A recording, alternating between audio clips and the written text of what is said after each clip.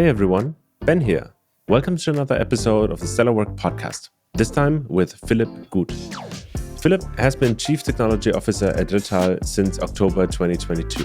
Rittal is the world's leading provider of enclosures, power distribution, climate control, IT infrastructure, as well as software and services. In his role, Guth heads the research and development division and drives the company's innovation strategy, particularly by integrating mechanical product development with software engineering and digital supported processes. We talk and cover all the transformation things that are going on at Rittal, so stay tuned. Let's go. Hey Philipp, welcome to the Stellar Work podcast. Thanks for having me. Of course. First of all, for everyone who does not know you yet, let's start with a quick introduction of who you are. Yeah, hello, everybody. I'm Philipp Guth. I'm the CTO of Rittal International, responsible for R&D and quality management here in Herborn, in the middle of Germany. What is Herborn doing? What is Rittal doing? Sorry. Yeah, Rittal is well known for its electrical enclosures. We produce quite a few of them per year, 4 million, in different sizes, to enclose electronic equipment, mostly in automation systems, but also in energy distribution.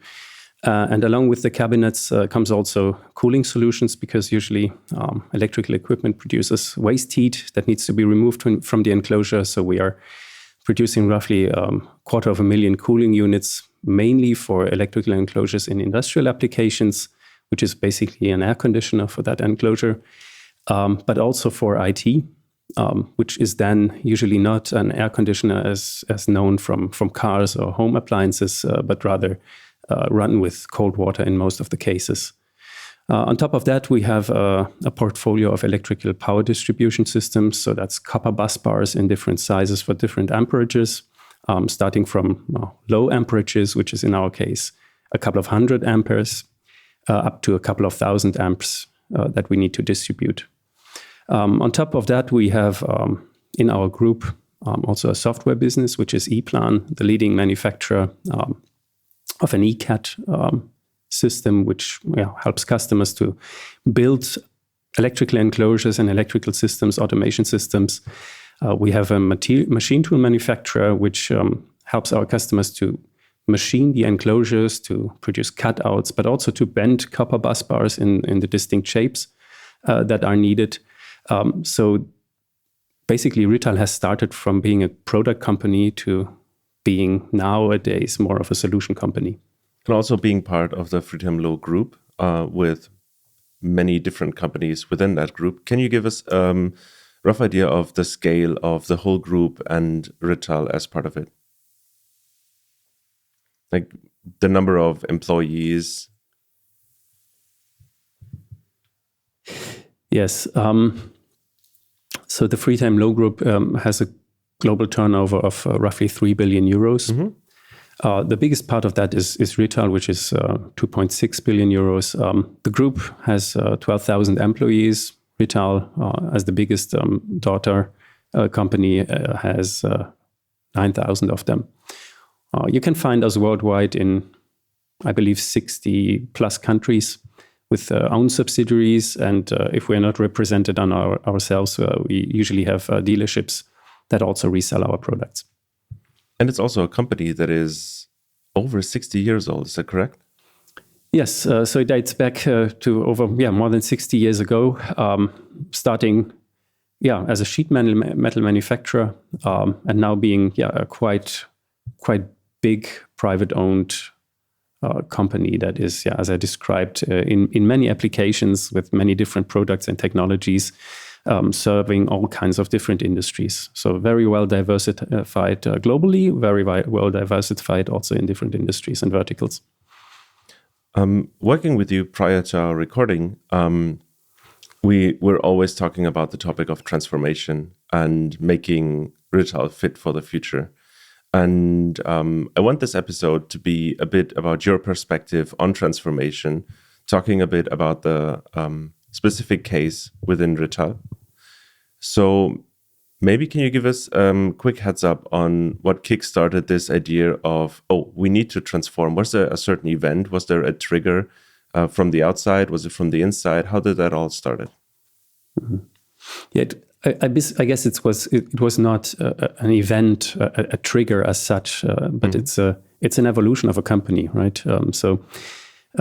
Typically, if you look back 60 years, the world was much simpler.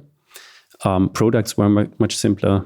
Regulatory requirements were much lower, and the world was just easier to deal with. And in the course of the 60 years, of course, the world has evolved.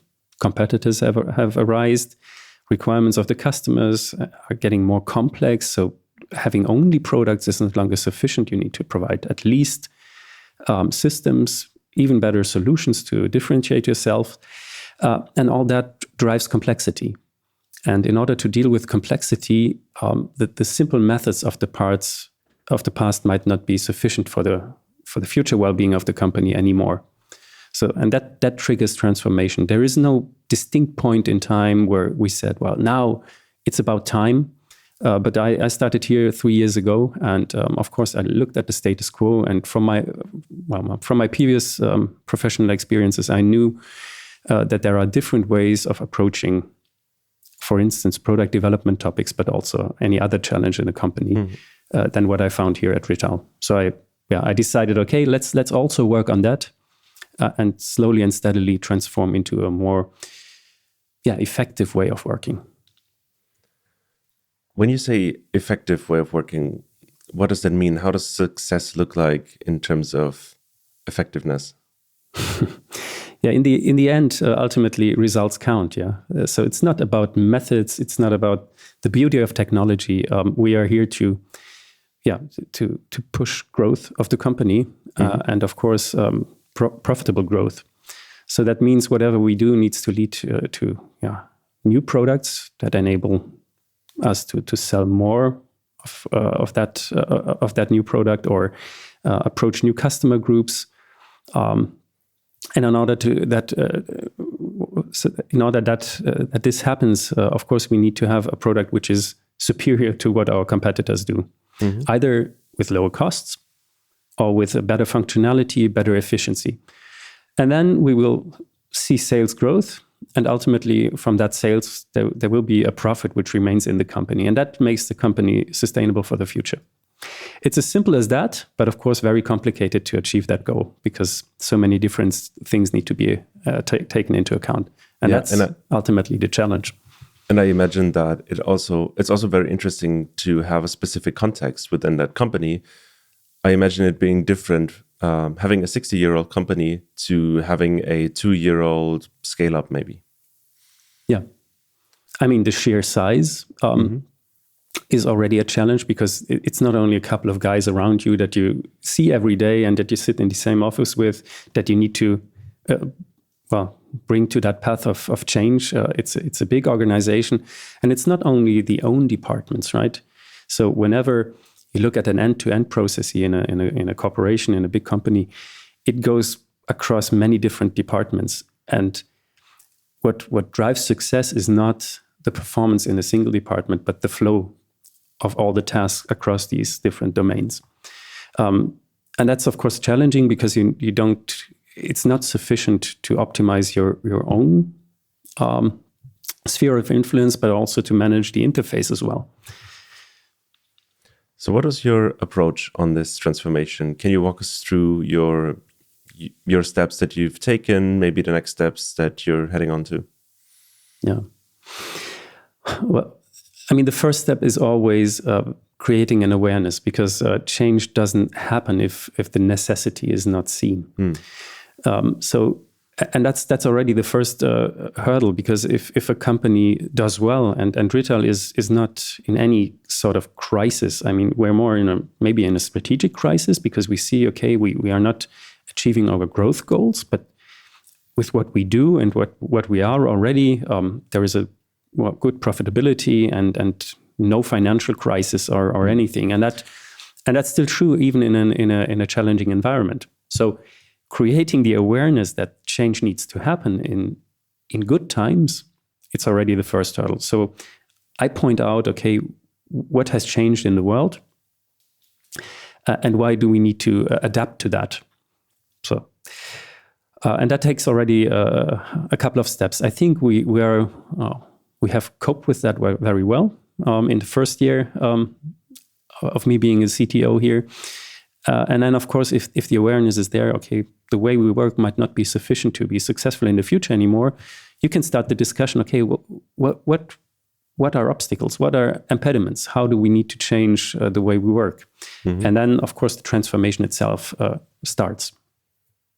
So how did you approach that? Did you went with a small group of individuals who want to contribute, or did you make a big plan and roll it out and have a big change program running? No, I think both would work. I chose to make the pilot approach. So choosing a couple of guys that were very motivated to question the old way of working, to experiment. And of course, with experiments comes also the risk of failure. So they need also to be willing to fail and learn from those failures and change something and try again. And I had a couple of motivated, in the tendency, younger leaders here in my team that said, well, there must be better ways of approaching things. And I started with those. And the reason why I chose the pilot approach is that the company as such is pretty traditional. Mm-hmm. So I think it would have been an overburden for the company if we started with a big change program. So you started with a couple of pilots, and what happened then? Did they, at a certain point, I assume you would need to sort of bring the knowledge on a broader scale and involve multiple teams, maybe leaders who are not, who haven't jumped on the train at the first go? Yeah. So, of course, the intense transformation work was done with the pilot teams, mm-hmm. but I always communicated with the whole leadership team. So we have regular leadership meetings where we communicate what we're about to do, what we experimented with, what worked well, what failed. So everybody had the transparency on what we were doing, even though not everybody was involved. And step by step, of course, the sphere of the influence of the transformation approach was enlarged to incorporate step by step more of the leaders. But of course, you cannot deal with too much resistance at the time. So again, this is a step by step approach, integrating more and more. And of course, with showing some small results, you can convince more people to join in. Yeah, which is true in the own department, but also in the adjacent departments. Yeah. We've been talking about flow efficiency and new ways of working or challenging the old ways of working. Can you walk us through a couple of examples of ways of working that have changed or improvements that came out of those pilot teams? Yeah, so the old way of working was pretty much in silos. So every department did a good job in optimizing themselves. So they developed silos tools. Are vertical cuts through the value chain? That's vertical cuts through the value chain. I mean, traditional org chart, we have departments which are more aligned with the knowledge or the domain. So there are electrical experts, there are mechanical experts, there is a product management, which is good as such because you need to also manage the knowledge and the domain. And that's not contradicting with managing the flow at the same time, of course. The flow, let's assume that's horizontal and the domain is vertical, so you will have a sort of matrix. And that's the first thing that we established. So we didn't eliminate the vertical view. So the domains are still there and they need to be there. But we also highlighted that there is a flow across those verticals. So in the past, every vertical was optimizing themselves. So I had experts in electrical engineering, experts in product management. Mm-hmm. But the collaboration was not in the focus of the optimization so far. And that's something that we changed. So for instance, we harmonized some of the tools that we use for the planning. And that led to the fact that, tasks and flows are better aligned. So we have less waste in terms of, finished tasks are waiting for another department to pick them up. Of course, that's not perfect. will probably not be perfect at any point in time, but it's better than in the past. So it's a progress already. And of course, the more you deal with these interfaces, the better you get at optimizing the flow through the different departments. Yeah. So maybe help me out with this one. We started with increasing effectiveness and at the organizational level. How does flow link to having a better effect on the business side? So as the challenge in developing new solutions for customers is getting more complex, the risk of overlooking something is also much bigger. And not being effective means typically, well, you produce an output of your process, which then doesn't lead to the effect that sales growth or profitability rises. So if you optimize the flow, you also optimize communication. So it's also a contribution to risk management. So you detect possible mistakes in premises that you thought were true. You might falsify them earlier because you communicate better. The task is sooner in the next department where maybe some of those assumptions are checked and falsified. And that leads to the fact that you discover mistakes earlier, you iterate faster, and that just increases the chance that in the end of the process, the result is more likely to be good for our customers. There is no guarantee. Failures still happen, but the likelihood is lower. And I assume that the failure that happened would happen earlier within the process, right? Yeah, as soon as possible. I mean, yeah. It's an old saying, that a mistake which you discover in the early phase of the project is 10 times less expensive than in the last phase. It could be even 100 times less expensive. Especially when you run production sites and you scale your product through production, you ship it to clients, reconfiguring or getting those parts back is probably really painful. That's the most horrific scenario, having a callback of products from customers. Also, that happens, but it's already painful if you discover that the expected quality level is not reached, and you discover it's still inside the plant. You have a lot of rework. Customers will be waiting because you have delays in shipments and all that. And that doesn't lead to customer satisfaction and increased trust in the company, and thus not increased sales. So yes, pulling mistakes as much to the early stage of the project is one of the aims, which helps you to be more effective. Yeah. At the beginning, you said there wasn't a real trigger event, and Rittal is doing great at the moment anyway. So change needs to have a certain purpose or a certain aspiring goal that it's worth achieving. I'm wondering, have you faced any pushbacks from people within the company who said, "Why do we need to do this? It's already working great. Why do we need to change? Why do we need to go through the valley of despair on the change curve if we're doing great already?" I'm wondering if you have faced those pushbacks, and how did you deal with them? Yeah, of course. I faced them a lot, and I faced them also in prior jobs where things were more obviously going south. Here it's even harder because if you look at the numbers, in our P&L, they look okay, pretty okay. So it's harder to convince. But what I like to say is, fix the roof while the sun is shining. If you have a home, you wouldn't wait until your shingles are falling off the roof. You would hire a guy to fix it before the water drains in. And with that analogy, I try to work a lot and try to point out that, what you see in today's P&L is the merit and accomplishment of, the past decade. Our industry is very slow moving. We have products that live for, decades. And we still sell them today, and they contribute a big portion to our turnover and also profit. So I point out that, what's in the P&L today is mostly driven by decisions that were taken 10 years ago in a much less complex world. What we are about to develop today is not proven successful. And we see that we have a lot of challenges, getting products out with the right time to market, and also with the right quality level. So there's a lot of rework, additional iterations in the late phases of the projects.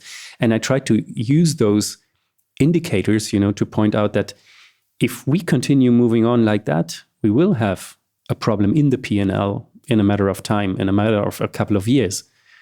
And that's something that is still, well, you can deal with it today because you still have those couple of years to transform yourself. But if you wait until, you have a problem in profitability or really declining sales, it might be too late, because transformation is nothing that you can't just turn a switch and then all of a sudden things are different. Yeah. What do you think is the lead time on the transformation? Like when would we see results in terms of new products or heavily increased speed in product development? I mean, it's very different for each organization, I would assume. But talking about companies, the scale of Rittal, what would you assume is the timeline on it? I mean, assuming, you would have perfect support from the top management across, all departments and all domains, I think that's doable within 3-4 years. To be realistic and honest, because you will, even if you have perfect environmental conditions, you will have setbacks. You will have, I don't know, maybe external events like the Corona crisis, which requires you to, maybe deprioritize transformation a little bit. That always happens. And 4 years is already pretty good. If you are starting more, I mean, here at Rittal, we start in R&D and quality management with those new approaches. And the rest of the management is not as heavily involved as I am. They have different priorities, which is okay. But of course, the support for the transformation is then not as high, which means you have longer time to transform, maybe 5 to 6 years. What is the scale of the transformation at the moment? Like, how many people are involved or affected by the transformation by now? Well, hard to say. I would assume it's probably 2/3 of my organization are somehow involved, maybe a little bit more. Yeah. And then in the other departments, it starts to also, increase this sphere of influence. So we have a lot of engaged colleagues now in product management. The first colleagues from purchasing are engaging in the methods and way of working. Logistics. So I can't really tell exactly who's in there, but it's getting bigger. So we talked about that circle of people who are willing to join the transformation at a very early stage. How did you pick up those participants? Like, did you just write an email to everyone saying, hey, that's what we're going to do. Do you want to be part of it? And people would apply for it. Or did you approach individually? Yeah, it was rather individually. So when I onboarded Rittal, you have interviews with your leadership team anyhow, and I did everybody in a one-on-one to get to know each other. And of course, I confronted everybody with my experiences from my professional past and my beliefs that, organizing collaboration is one of the primary leadership tasks, and that drives very successful companies to even be better. And you can tell from those one-on-ones and early interviews already where that triggers something positive or where that triggers like, oh, this is not my world. And from those interviews, I selected a couple of guys where it resonated, where I could get feedback. Oh, this sounds interesting. How did you do that? And when someone's curious, that's already a good sign. So that were the ones that I picked.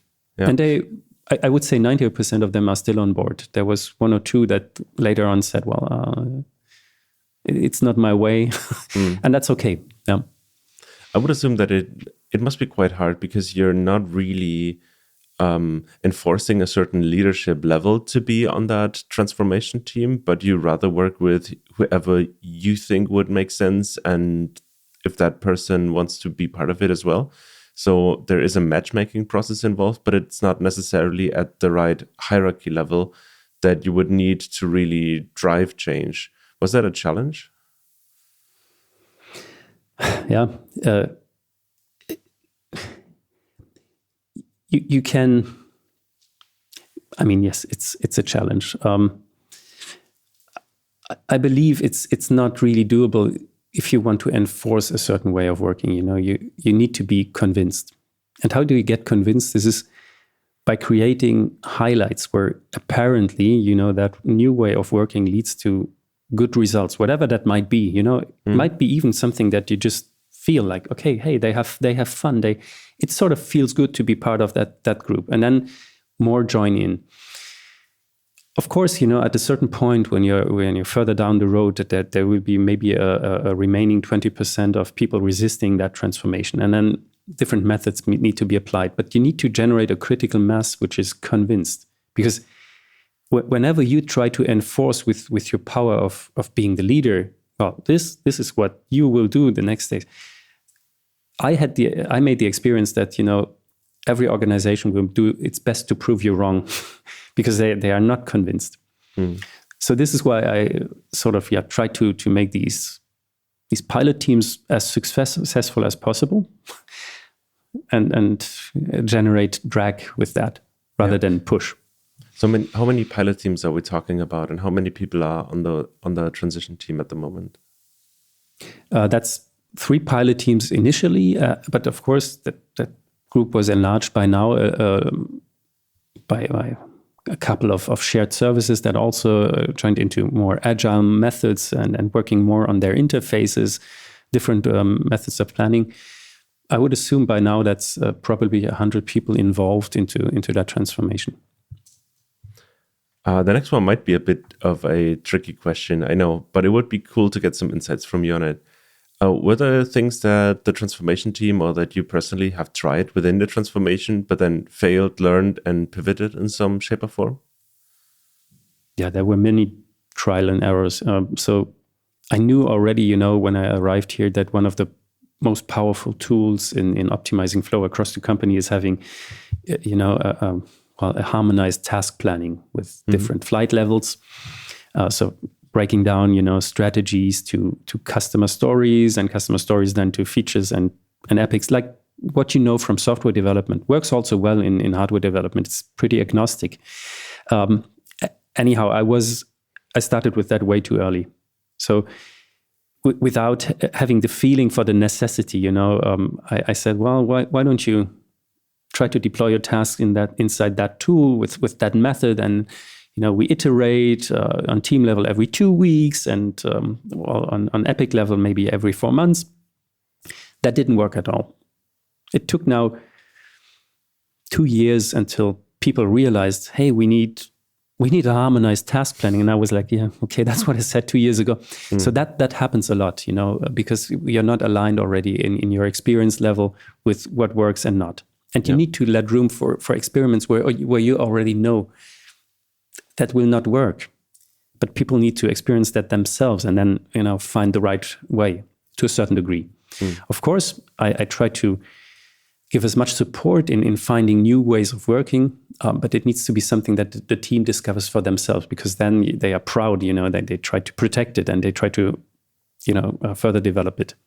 And this is also why you joined in as an external consultant, not to enforce things from outside, but to enable the organization to find the right way for themselves.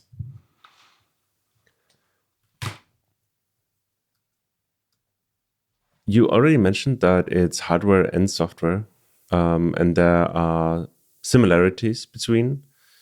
I had a couple of episodes with people from the automotive industry who really struggle on the cultural differences between software development and hardware development. Have you seen any of those challenges within Rittal, talking about different departments and methods of working? Yeah, so one of the principles of being more agile and flow optimized is, producing results in short increments that allow you to judge whether you're on the right path or not. And in software, that seems always easy. You push a button, your software will be built and then tested the next day. So prototyping seems to be much easier in software. And I strongly believe, there are methods that can be carried over into hardware as well. It's much, well, you need to raise a little bit the extra abstraction level. You need to break down your hardware and say, okay, I can't build a full prototype within 2 weeks. That's clear, whether it be a car or an enclosure, purchasing material, getting the right tools in place. That all costs time, that's true. But there are methods where you pick just distinct mechanisms where you are maybe uncertain whether they work or not. And then you can use methods of rapid prototyping, like 3D printing, or just bending something in the prototype workshop, which might not be ideal and perfect like the real product, but good enough to produce an indication whether that path will lead to success or not. Mm-hmm. And wherever you can show teams that that big elephant can be cut into slices that are more manageable, people see that, oh, okay, that already works. We don't know if it works in the integration level, but on the component level, we proved already. And that gives you certainty to take the next step. So that's difference. But on the other hand, it can be also carried over. So the method stays the same. And you might need a little bit a longer sprint sometimes, or a prototype can only be built in 2 sprints. Doesn't matter. It's still faster than waiting, for the first prototype being built after 1.5 years and then discovering, on a component level, we made so many mistakes. We can't even test the prototype. Mm. I think it's so interesting, the ways of working, how they evolve through the different industries. When we talk about agile ways of working, many things come from Lean, which has a production or factory level background, right? And even when we talk about methods like Scrum, they come out of a paper from electronics companies, about electronics companies and teams from them. So that is hardware and software already combined in the very, very early years of Scrum, where Scrum didn't really exist back then, right? But then today you have software teams saying that, in hardware it's very different and software is very different, and on the other side it's the same way around. So I think that's really interesting how people map their methodology to their specific context. So in terms of hardware, I would assume that you don't have to have those 2-week iterations that you mentioned, like you mentioned. But as long as you're iterating a little bit faster than your competitors, you should be good, right? Exactly. That's in the end what matters. So you can adapt the time frames. Maybe 3 weeks is appropriate, maybe 4 weeks. It depends a little bit on what you're building. But doing it faster than the rest in the respective industry gives you the competitive advantage. Or maybe not faster, but more frequent, definitely. Yeah. Yeah, iterating faster means more frequent. Yeah, exactly. So, there are companies out there that proved, that you can be very successful with iterating fast and having very complex hardware products. One of the things that I really admire in terms of how they move forward is SpaceX. It's probably one of the most complex products that you can build, a huge spacecraft. Literally rocket science. That's rocket science, yeah. And it's absolutely fantastic what different domains you need to bring together, material sciences, flow mechanics, a lot of things, So it's really complex. Different departments have to work together. And they built rockets, with a new design, with adaptations, with new versions every other week in the intense phases, and that, of course, that varies. Then there are phases where, it's not as intense, but there is the evidence that it is feasible, whatever you do. And they are much faster than any other competitor. They outcompeted NASA. SpaceX is about the only company now that's flying to the International Space Station, which is a crazy success. And they lowered the costs of bringing, a kilo to low Earth orbit by a factor of 1,000, and that's still not the end of the story. So it shows that those methods, approaching the same problem with a totally different mindset, can give you a huge competitive advantage. And if you do only 1/10 as good as SpaceX, you are definitely a leading company in your industry. Mm-hmm. I think part of the SpaceX story is also that they industrialize rocketry, so to say, compared to NASA, which is more of a research facility. I had an interview with Tom Soderstrom from NASA Jet Propulsion Laboratory, and he said that the main difference is that we have research budget and they run a company, right? So the pressure of like making those things reusable, working more efficiently is way different between those two organizations. Yeah. And the mindset is, as a consequence, a totally different one. So NASA developed all methods for first-time right approach. So FMEA and all these things were basically an outcome of the research of NASA. And the aim was whenever we fire up a rocket, it will go to space and come down in a controlled manner. And that's a totally different approach than what SpaceX did. Yeah. Yep. So they said, well, the first one is not even going to be a rocket. It's a flying water tank. Yeah, let's just bolt an engine below that propane tank and then see whether it lifts off the ground. And we are totally sure it will explode. But we learn, and I think that proved in the end. That's an approach which is hard to digest because you produce failures. I mean, it's already designed in that you produce failures, right? Yeah. But you learn so much more and so much faster that in the end, the total result is much better. And it's totally outcompeting NASA. I think what we can take away from SpaceX is that it's really important to build a machine that builds a machine, because that enables you to iterate more frequently, right? If you have a good operating model for building rockets, reusing rockets, launching rockets, that gives you all the space you need to really launch rockets more frequently and launch new products more frequently. Yes. And of course, that might be an extreme case, but I like to pick out, some of the things where they make a difference and try to transfer that into my way of work or into my responsibilities. It's not, you can't copy that one-to-one, and there is also, SpaceX didn't have any legacy. We are a 60-year-old company, so we need to take that into account. We cannot change as fast.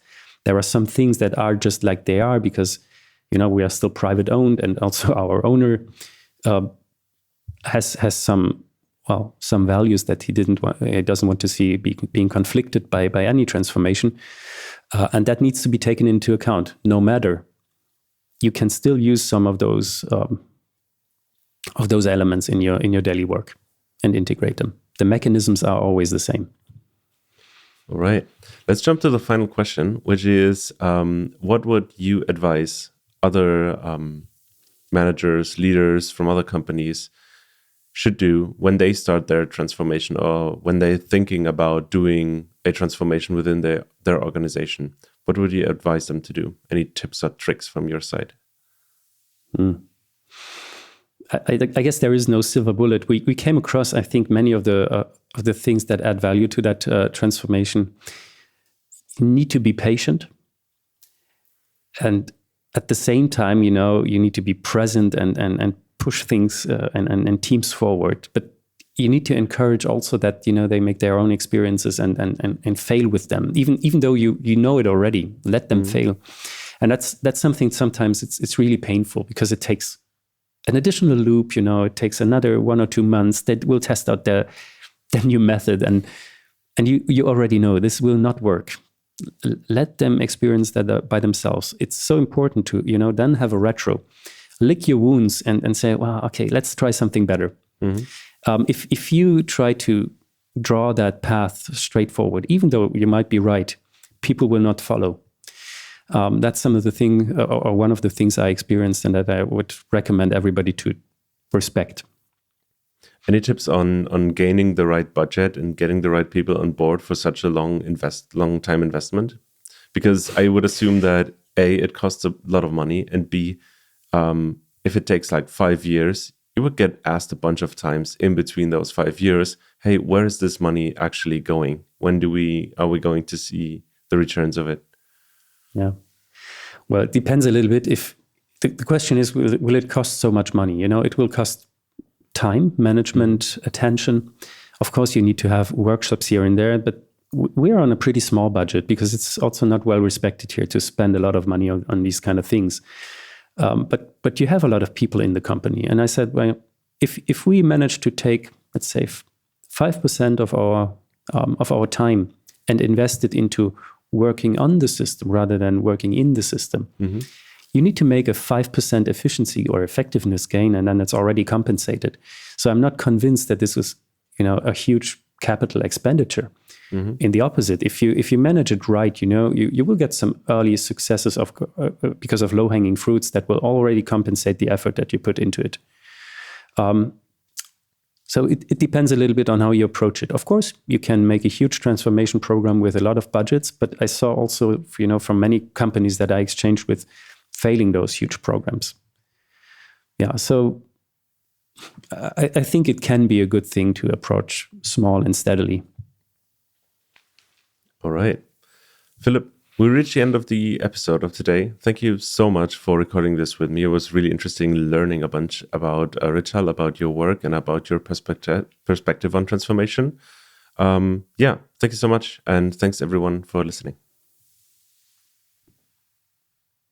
Thanks, Benjamin, for having me. Of course. Alrighty, bye. Goodbye. Hey, thank you so much for making it to the end of today's episode. Thanks for listening until this point, and special thanks to Philipp and Rittal for providing all the insights about Rittal's transformation. If you want to learn more about what Rittal is doing, about Philipp's work, make sure to follow them on LinkedIn. They regularly provide more insights about the ongoing strategies at Rittal, and make sure to follow the Stellar Work account as well so you never miss an upcoming episode. Thank you so much for supporting this channel. Thank you so much for all your feedback. If you have more feedback, if you have an idea or a cool guest that you want to see on the show, make sure to reach out. That is either through the link provided in the show notes, or you just write us an email at info@stellarwork.com. That is info@stellarwork.com. See you soon. Bye.